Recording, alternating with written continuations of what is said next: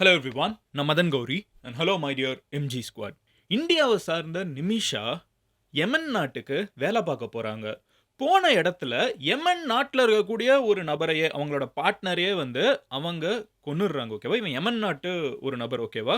அவங்களோட பேர் வந்து மஹ்தி. ஒரு 24 வயசு பையன். அவன வந்து நிமிஷான்னு நம்ம ஊர்ல இருந்து போன ஒருத்தங்க வந்து கொன்னுடுறாங்க.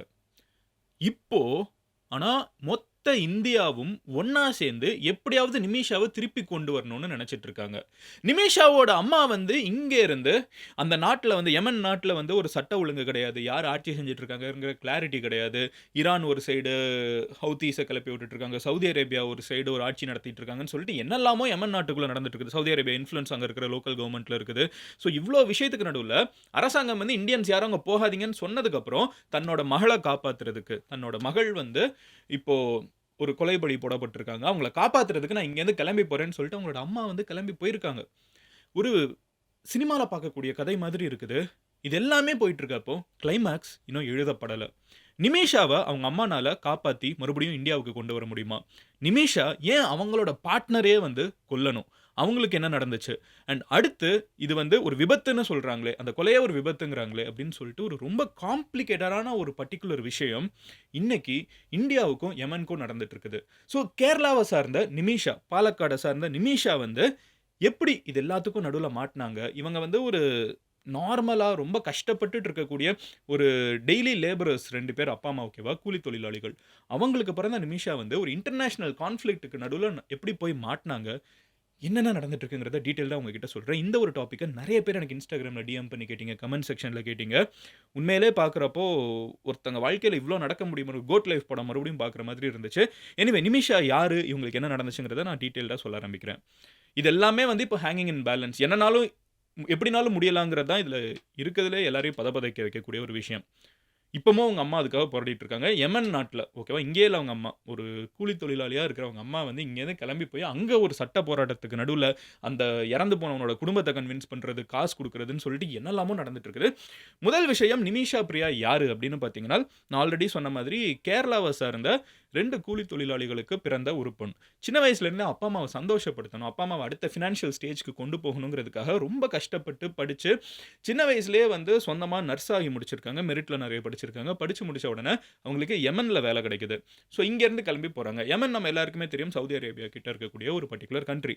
ஸோ யெமன் நாட்டுக்கு போனதுக்கப்புறம் அங்க வந்து நர்ஸா வேலை பார்க்குறாங்க. நெறைய பிரைவேட் ஃபெசிலிட்டீஸ்ல வேலை பார்த்துட்டு இருக்காங்க. கொஞ்ச நாள்ல அவங்களுக்கு வந்து இன்னொரு ஒரு திருமணமும் நடத்தப்படுது. ஓகேவா? இந்தியால வந்து அவங்களோட ஹஸ்பண்ட் பேர் வந்து தாமஸ் அப்படிங்கிறவங்க. ஸோ தாமஸுக்கும், நிமிஷாவுக்கும் வந்து ஒரு திருமணமும் நடக்குது. டாமி தாமஸ் சம்திங் நெனைக்கிறேன். ஸோ அவங்களுக்கு கல்யாணம் ஆனதுக்கப்புறம் என்ன ஆகுதுன்னு பார்த்தீங்கன்னா, 2010, 11, 12, 13 இந்த காலகட்டங்கள்ல அவங்க இங்கேருந்து மறுபடியும் கிளம்பி யெமனுக்கு போறாங்க. போன இடத்துல பயங்கரமா ஃபினான்ஷியல் ட்ரபிள். ஹஸ்பண்ட் வந்து எலக்ட்ரீஷியனுக்கு அசிஸ்டன்ட்டா வேலை பார்த்துட்டு இருக்காங்க யெமன் நாட்ல. வைஃப் வந்து இப்படி இருக்காங்க. அதாவது நர்ஸா இருந்துட்டு இருக்காங்க. குழந்தை பொறக்குது. ஸோ அங்க இருக்கிற ரென்ட், அங்க இருக்கிற செலவுகள வந்து மேனேஜ் பண்ண முடியல. ஸோ கணவனும், குழந்தையும் வந்து குழந்தையும் வந்து இந்தியாவுக்கு திருப்பி வந்துடுறாங்க. இப்போ நிமிஷா மட்டும் அங்க தனியா இருக்காங்க. நிமிஷாவுக்கு நெறைய ஃபினான்ஷியல் கண்டிஷன்ஸ் இருக்கு. இப்போ வீட்டுக்கு வந்து காசு அனுப்பணும், சம்பாதிக்கணும்னு சொல்லி நெறைய விஷயம் இருக்கிறப்போ, நிமிஷா ஒரு விஷயத்த யோசிக்கிறாங்க. இப்போ 2014ல ஓகேவா? அவங்க என்ன யோசிக்கிறாங்கன்னா, நம்ம சொந்தமா வந்து ஒரு ஹாஸ்பிட்டல் ஆரம்பிப்போம். நெறைய இடத்துல நம்ம வேலை பார்த்துட்டோம். இங்க இருக்கிற மெடிக்கல் சிஸ்டம் நம்மளுக்கு என்னன்னு தெரியும். நான் டாக்டர் கிடையாது. பட் எனக்கு இந்த சிஸ்டம் முழுக்க தெரியும். ஸோ சின்னதா ஒரு கிளினிக் போட்டு ஆரம்பிக்கலாமே, ஒரு பிசினஸ் பண்ணலாமே அப்படின்னு சொல்லிட்டு, அவங்க ஒரு குட்டி கிளினிக் போடுறாங்க. பட் அவங்க ஊர் சட்டம் படி, இன்ஃபாக்ட் இந்தியால கூட இந்த சட்டம் இருக்குது.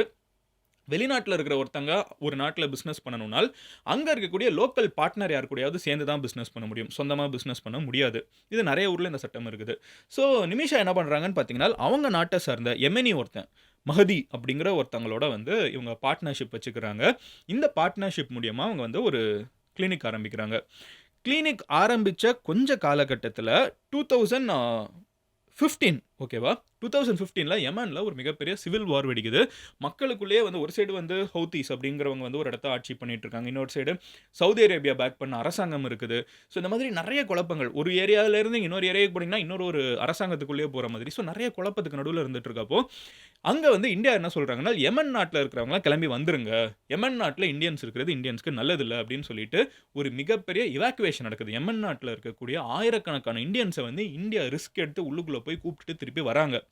இந்த கூப்பிட்டுட்டு வர ப்ராசஸ்ல நிமிஷானால கிளம்ப முடியல. இப்போ தான் கொஞ்சம் கொஞ்சமா சம்பாதிக்க ஆரம்பிச்சிருக்கோம். சொந்தமா கிளினிக் ஆரம்பிச்சாச்சு. வருமானம் வர ஆரம்பிக்குது. இந்த நேரத்தில நம்ம இங்கேருந்து கிளம்பி போகிறதா? வாழ்வோ! சாவோ! நம்ம இங்க இருப்போம். நம்மளுக்கு ஒரு குழந்தை இருக்குது. நம்மளுக்கு ஒரு ஹஸ்பண்ட் இருக்காங்க. அப்பா, அம்மா இருக்காங்க. அவங்களுக்கு சம்பாதிச்சு குடுக்குறது தான் நம்மளோட கோல்ன்னு சொல்லிட்டு, இந்த போர் களத்துக்கு நடுவுல Nimisha chooses to stay back in Yemen.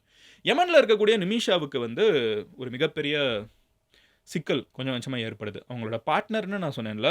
அதாவது மஹதி அப்படிங்கிறக்கூடிய இந்த ஒரு நபர் இருக்கான்ல.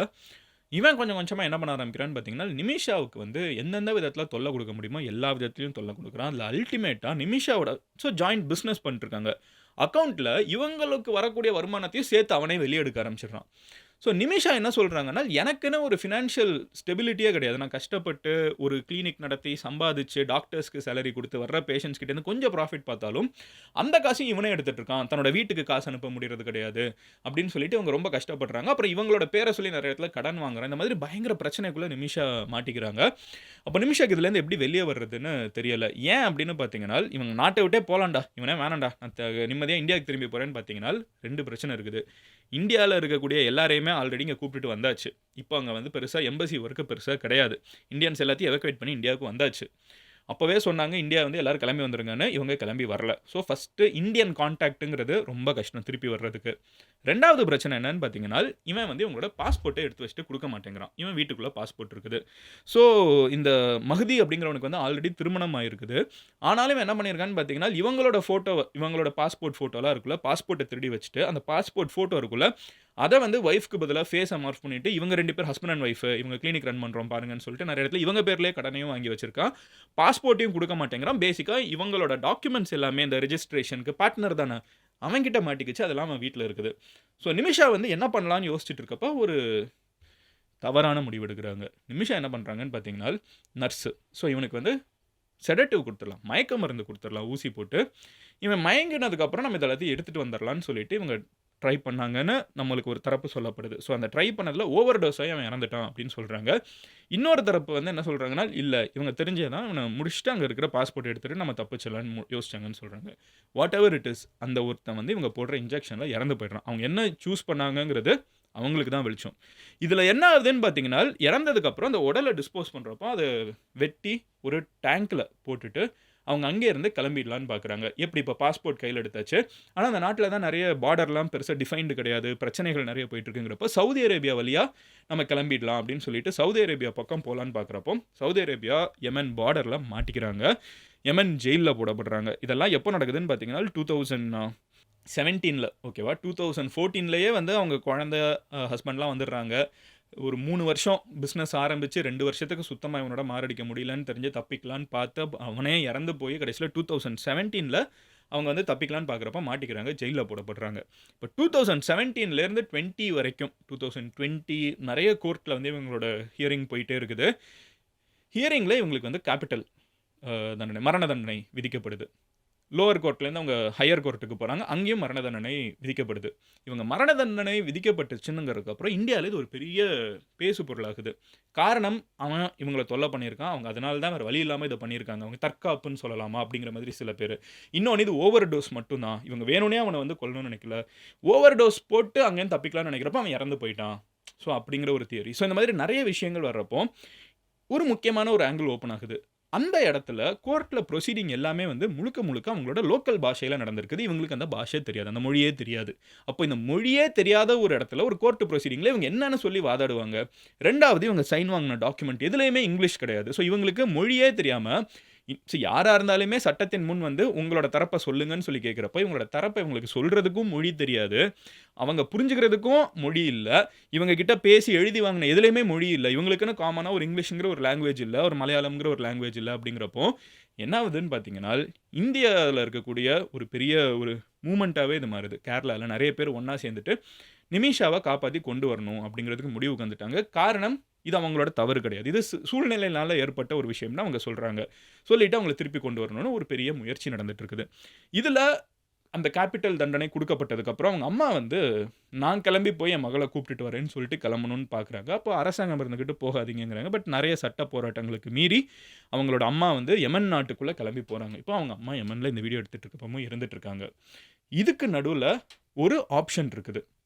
அங்க இருக்கக்கூடிய சட்டதிட்டங்கள் படி, யெமன் நாட்டோட சட்டதிட்டம் படி, இறந்து போன மஹதி இருக்கான்ல, அவனோட குடும்பத்துக்கு ஒரு காம்பன்சேஷன் குடுத்து, அவங்க ஒத்துக்கக்கூடிய ஒரு தொகைய குடுத்து, அவங்க மனசு வச்சாங்கன்னால், அந்த காச இவங்க வாங்கிட்டு, இவங்கள மன்னிச்சு விடலாம் அப்படிங்கிற ஒரு ஆப்ஷன் வந்து, அவங்க ஊரு லோக்கல் சட்டங்கள்ல இருக்குது.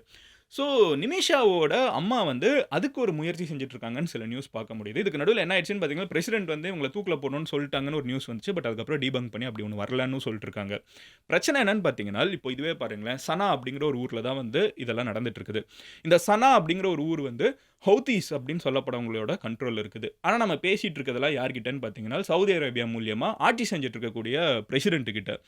ஸோ ஊருக்குள்ளேயே வந்து ஒரு இடம் ஒருத்தங்க கண்ட்ரோல் வச்சுட்டு இருக்கப்போ, எந்த சட்டத்த ஃபாலோ பண்ண போறாங்க? எல்லா இடத்துலயும் ஒரே சட்டம் கிடையாது. எந்த சட்டத்த ஃபாலோ பண்ண போறாங்க? இவங்கள வெளிய விடுவாங்களா? விட மாட்டாங்களான்னு சொல்லிட்டு, நெறைய குழப்பத்துக்கு நடுவுல தான், இன்னைக்கு இந்த வீடியோ நீங்க பார்த்துட்டு இருக்கப்பவும், நிமிஷாவோட வாழ்க்கை இருந்துட்டு இருக்குது. அவங்களோட அம்மா ஆனா இங்கேருந்து கிளம்பி போய் என் மகள நான் காப்பாத்துறேன்னு சொல்ற ஒரு பர்ட்டிகுலர் பாயிண்ட் இருக்குல்ல, இட் ஷோஸ் ஹவ் பவர்ஃபுல் ஒரு ஒரு அம்மா வந்து ஒரு குழந்தைக்கு எந்த எக்ஸ்டென்ட்க்கு போவாங்கங்கிறது இருக்குது. அவங்க போய் சேர்ந்திருக்கிற இடத்துலேருந்து அவங்க திரும்பி வருவாங்களான்னு தெரியாது.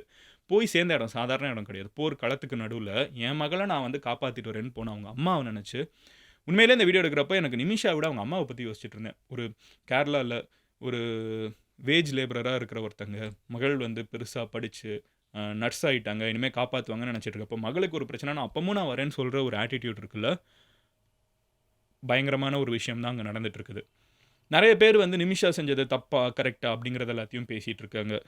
பட் இன்னைக்கு இருக்கிற சிச்சுவேஷனுக்கு என்னைய பொறுத்தளவுக்கு, அவங்க அம்மா அவங்க மகள காப்பாத்தணும்னு சொல்லி இங்கேருந்து கிளம்பி போயிருக்காங்க. அவங்க ஊர் சட்டதிட்டத்தில அதுக்கு ஒரு ஆப்ஷனும் இருக்கு அப்படிங்கிற பட்சத்தில் இருக்குது. ஓகேவா? இல்லாம இல்ல, இருக்குது. அதுக்கு அவங்க அம்மா முயற்சி செய்றப்போ, ஒரு இந்தியனா ஏன்னா நம்ம நாட்டுல இருக்கிறவங்க தானே அவங்கள பேசணும். ஒரு இந்தியனா நம்ம எவ்வளோக்கு எவ்வளோ இத பத்தி பேசுறோமோ, எவ்வளோக்கு எவ்வளோ பேர் இத பத்தி தெரியுதோ, எவ்வளோக்கு எவ்வளோ பேருக்குள்ள நம்ம இத பேசிக்கிறோமோ, அது எல்லாமே யெமன் நாட்டுக்கு ஒரு பிரஷர் பில்ட் ஆகும். அவங்கள ரிலீஸ் பண்றதுக்கு. ஹோப்ஃபுல்லி அவங்க அம்மா, அவங்க மகள மறுபடியும் கொண்டு வரதுக்கு, அங்கே இருந்து சக்சஸ்ஃபுல்லா ஜெயிப்பாங்கங்கிற ஒரு நம்பிக்கையோட இந்த வீடியோவ நான் முடிச்சுக்கிறேன். இவ்வளோ பெரிய ஒரு விஷயம் நடந்துட்டு இருக்குது. என் ஃப்ரெண்டுக்கு இது இன்னும் தெரியாது. ஆனா இந்த மாதிரி இன்டர்நேஷனல் கேஸஸ்லாம் பயங்கரமா ஃபாலோ பண்ணுவாங்க அப்படின்னு உங்க ஃப்ரெண்ட்ஸ் யாராவது இருந்தாங்கன்னா, இந்தியாலயோ எங்க இருந்தாலும் சரி, கேரளால, கர்நாடகால, ஆந்திரால, எஸ்பெஷலி கேரளால, ஏன்னா நெறைய பேருக்கு இப்படி ஒரு விஷயம் நடந்துட்டு இருக்குங்கிற ஃபுல் டீட்டெயில்ஸ் தெரியாது. அவங்க கிட்ட இந்த வீடியோவ ஷேர் பண்ணுங்க. அண்ட் அடுத்து நான் எத பத்தி பேசணும்னு நினைக்கிறீங்கங்கிறதையும் கமெண்ட்ல சொல்லுங்க. நீங்க என்னைய பத்தி பெர்சனலா தெரியணும். மதன், நான் உன்னை டெய்லி பார்த்துட்டு இருக்கேன். எனக்கு உன்னைய பத்தி நெறைய தெரியணும் அப்படின்னு நினைச்சீங்கன்னா, Instagramல மதன் கௌரின்னு சொல்லி சர்ச் பண்ணுங்க. You should be able to find my profile. And லாஸ்ட்டா இந்த கதையில இருந்து நீங்க இவங்களோட நிமிஷாவோட வாழ்க்கைய பார்க்குறப்போ, இந்த ஒரு விஷயத்துலேருந்து நான் இது ஒண்ணு கத்துக்கிறேன் அப்படின்னா, அது என்னவா இருக்குங்கிறத கமெண்ட்ல சொல்லுங்க. நெறைய பேரு நெறைய எக்ஸ்பீரியன்ஸோட இருப்பீங்க. அத பார்த்து நாங்க கத்துக்கிறோம். உங்களோட கருத்துக்கள பார்த்து. So let us know in the comment section. I'll see you tomorrow. Bye. Cheers எம்ஜிஸ்.